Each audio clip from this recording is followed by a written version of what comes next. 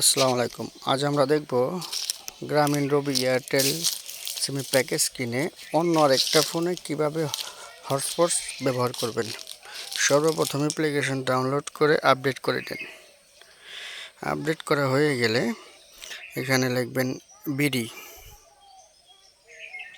লেখার পর দেখেন all SIM social and video stream.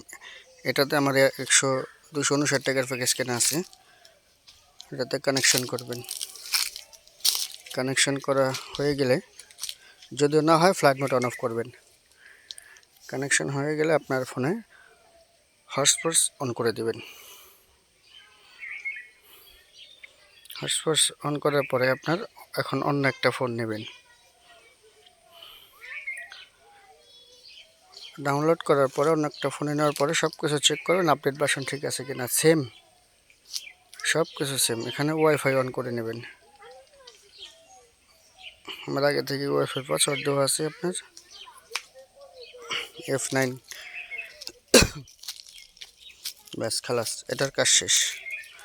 এখন সেম সিস্টেম, এখানে বিডি লিখবেন, same payload all SIM social and video stream, এটা কানেকশন করে নেবেন। ব্যাস খালাস, এখন আর কোনো কিছু করতে হবে না। এখন এভরিথিং সব কিছু ব্যবহার করতে পারবেন। তো ভালো থাকবেন, সুস্থ থাকবেন, নিজের দিকে খেয়াল রাখবেন, পরিবারের দিকে খেয়াল রাখবেন।